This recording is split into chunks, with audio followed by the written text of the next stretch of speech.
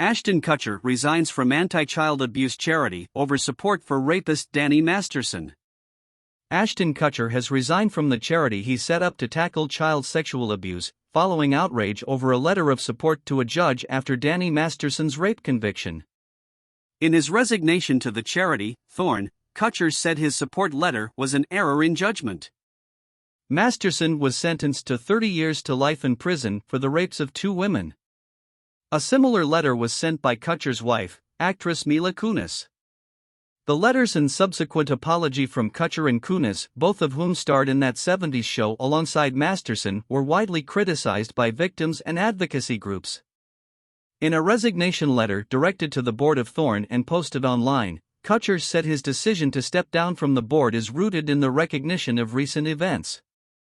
After my wife and I spent several days of listening, personal reflection, learning and conversations with survivors and the employees and leadership at Thorn, I have determined the responsible thing for me to do is resign as chairman of the board, effective immediately, Kutcher said in the resignation letter.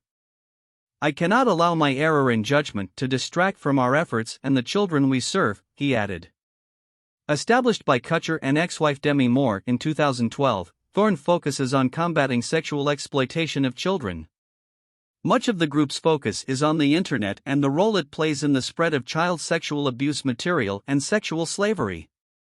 To date, the group claims to have identified 27,000 child victims and removed more than 2 million potentially sexual abuse files from the internet. In his resignation message, Kutcher said his letter of support for Masterson, in which he described him as someone who treated people with decency and generosity, was yet another painful instance of questioning victims who are brave enough to share their experiences.